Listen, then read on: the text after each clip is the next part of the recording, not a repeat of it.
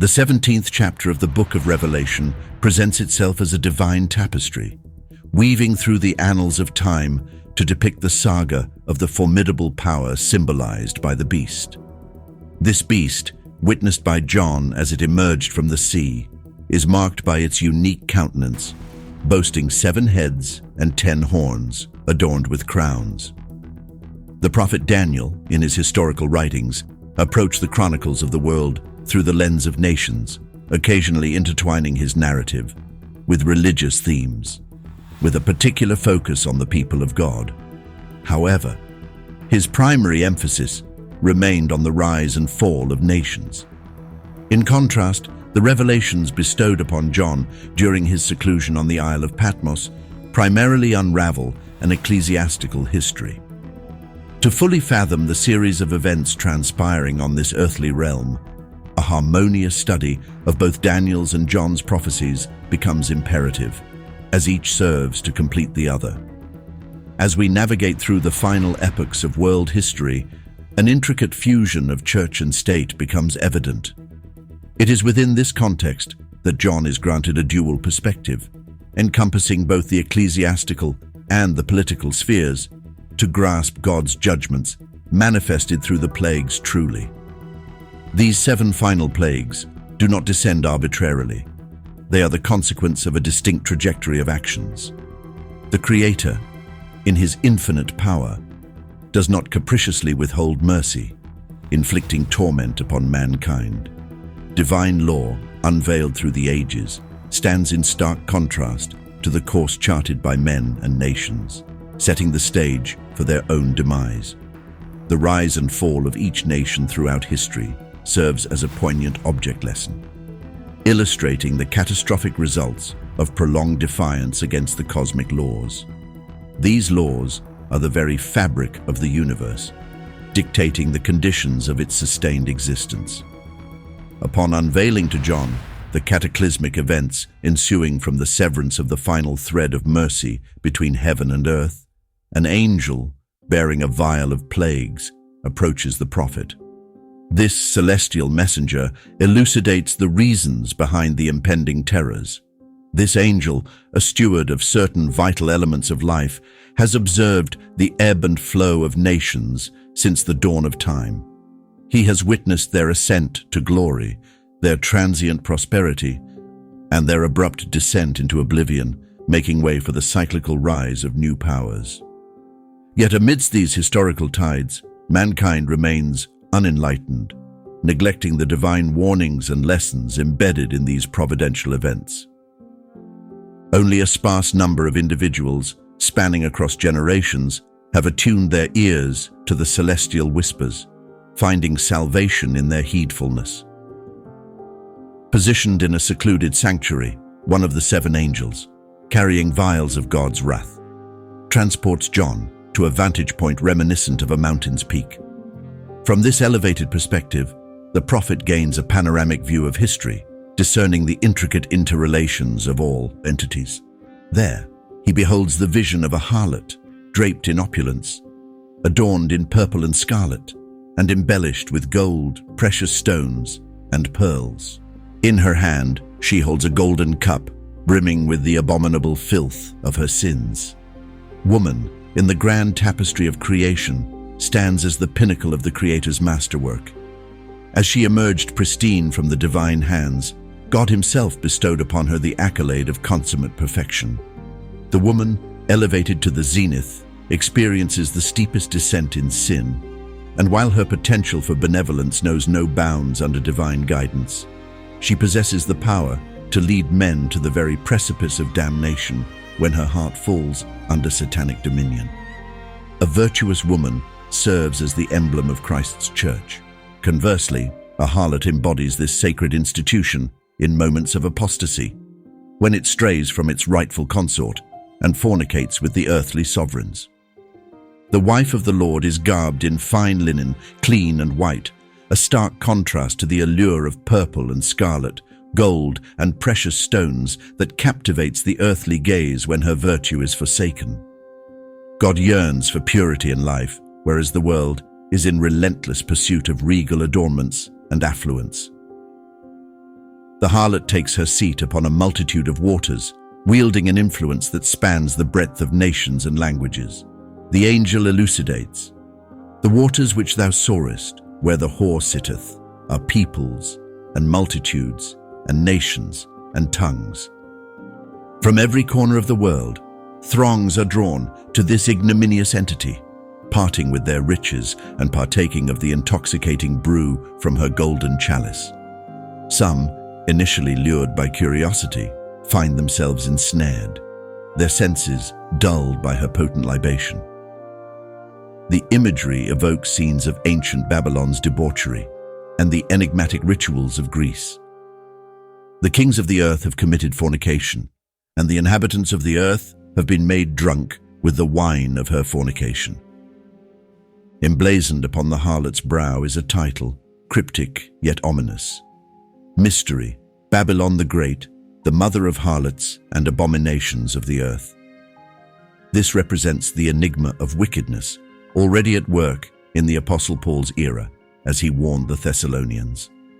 The nascent church, depicted as an unblemished virgin in fine linen, undergoes a tragic metamorphosis. The narrative of the 7 churches in Revelation's 2nd and 3rd chapters chronicles this descent. The initial fervor of love dissipates, paving the way for spiritual infidelity. The church grows tolerant of false doctrines and succumbs to the intellectual seductions of Grecian philosophers seeking to apply human reason to divine revelation. The simplicity of yore is forsaken for worldly customs, teachings, and lifestyles. This internal transformation finds its external manifestation in the churches of Pergamos and Thyatira. Paganism brazenly infiltrates the church, claiming the once pure bride for itself. A counterfeit prophetic spirit, misinterpretations of scripture, the elevation of human reason, the allure of worldly ways, the quest for wealth and political power, and ultimately, the audacious demand for the crown itself. These are the forces that transmute the church from a state of purity, simplicity, and meekness to that of a spiritual harlot. The metamorphosis of the church did not transpire overnight. For half a millennium following the commissioning of his initial disciples by Christ, this profound transformation steadily unfolded. Throughout this extensive period, Christ, in the role of a devoted spouse, tirelessly endeavored to reclaim his wayward church. "Thou hast played the harlot with many lovers, yet return again to me, declares the Lord. Lift up thine eyes unto the high places, and see where thou hast not been defiled. In the roads thou hast waited for them, like an Arabian in the desert, and thou hast defiled the land with thy lewdness and thy wickedness." Despite this, the heavenly showers were withheld, resulting in a barren spiritual landscape. The church, unashamed in her debauchery, bore the brazen countenance of a harlot. Even after all this, the Lord implored, "Return to me." Heed the divine entreaty to his people, and discern whether the Almighty derives any pleasure from the afflictions that befall them. "Return, thou backsliding Israel, saith the Lord. I will not look upon you in anger, for I am merciful, declares the Lord. I will not be angry forever." Yet the church remained indifferent, advancing further astray during the reign of Constantine, ultimately aligning herself with the beast. She, once a golden chalice in the hands of the Lord, brimming with his love, a divine offering to the world, abandoned him, adorning herself with worldly allure, and proffered a toxic brew to her devotees from her gilded chalice.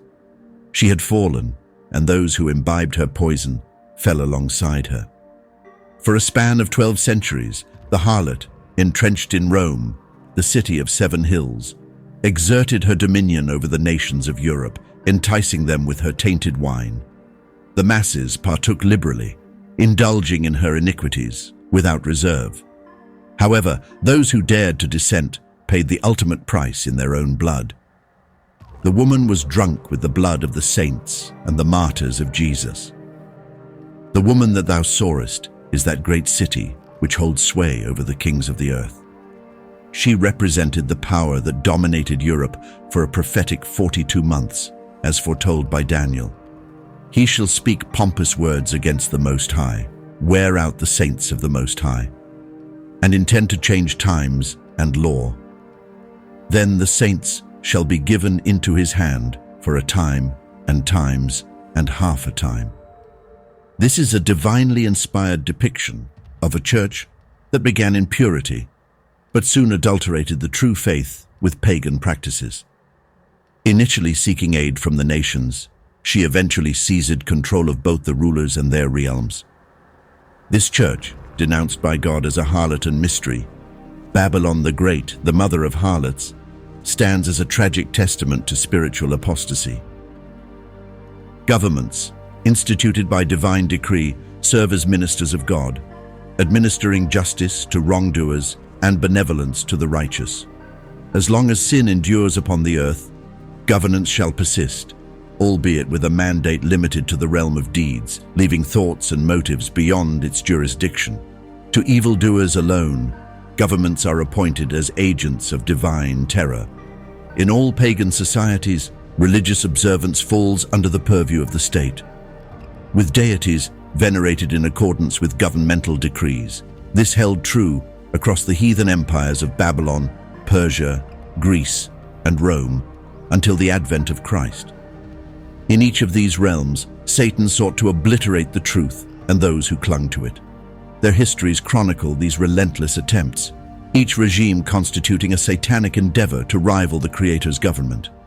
The resounding failure of these ventures laid bare the ignominy of the prince of this world before the celestial authorities, especially when Christ established his spiritual kingdom in the very heart of Rome. Upon the crucifixion of Christ, Satan, expelled from the assembly of world representatives, and keenly aware that his time was dwindling, adopted a new strategy, subjugating governments to religious institutions. This seismic shift unfolded gradually, commencing shortly after Christ's death. The master strategist, manipulating nations since the dawn of time, orchestrated a dual-front offensive, aspiring to achieve, through this pincer movement, what his previous endeavors had failed to accomplish. In the epoch of the Savior, the Roman Empire stood as the undisputed sovereign of the world. Throughout its evolution, it had experimented with every conceivable form of governance, amalgamating the most robust attributes from each of its predecessors. From monarchical rule to consuls, tribunes, decemvirs, triumvirs, and eventually undergoing a transformative revolution into an empire. Each phase progressively ensnared the nation under the dominion of that dark prince who aspired to elevate his throne above that of the Almighty. The annals of Rome attest to this truth. The subjugation of the individual in favor of state supremacy was brought to near perfection in Rome, more so than in any other terrestrial regime. Subsequently, the mystery of iniquity transmuted the church from a chaste bride into a fallen woman, positioning her atop the beast. This beast, characterized by its 7 heads and 10 horns, was synonymous with the governance of the Western Roman Empire, as delineated in the 13th chapter of Revelation and the 7th chapter of Daniel. Furthermore, an angelic interpreter revealed to John, the 7 heads are 7 mountains, a metaphor for governments, as utilized by Isaiah, Jeremiah, and Zechariah. The 7 aforementioned governmental forms are implicated here, and the 10 horns are 10 kings which have received no kingdom as yet. These represent the 10 subdivisions of the Roman Empire, foretold in Revelation 8, and depicted by the mingling of iron and clay in Daniel 2:42-44. This amalgamation set the stage for the woman, the church, to mount the beast. The formation of these divisions culminated prior to AD 476, between AD 533, marked by Justinian's decree acknowledging the ecclesiastical head in Rome, and AD 538, when the last competing power was eliminated in Italy, the woman ascended the beast. Henceforth Rome, once exulting in its global dominion akin to ancient Babylon, found itself manipulated and dominated by a harlot. In the eyes of nations, this was deemed the epitome of degradation. A woman wielding such power had transgressed all boundaries of decency, while a nation under such subjugation forfeited its dignity. If this holds true in earthly relations, imagine the celestial perspective, witnessing the perversion of the very laws of nature to facilitate this deplorable state of affairs. Yet the devil's grand scheme was thwarted. Rome, engaging in a grotesque amalgamation contrary to divine law, was set on a path of self-destruction. The woman devolved into the mother of harlots, while the 10 horns, or kingdoms, aligned their will with the beast, surrendering their power to it. The woman was intoxicated with the blood of the saints, represented by the scarlet hue of the beast she rode. Rome, in its pagan state, was no stranger to bloodshed. All great empires rose to power through violence. However, neither the lion, the bear, nor the leopard of prophetic imagery bore the color scarlet. The nation was stained crimson with the blood of martyrs when it yielded to ecclesiastical authority, and the church waged war on the saints. Throughout the 260 years of oppression, the church maintained its innocence, claiming it never took a single life. It merely determined a heresy, they argued, leaving the state to enact the judgment. Yet the beast, once mounted by the woman, had no choice but to execute her will, transforming Rome into a scarlet-colored beast.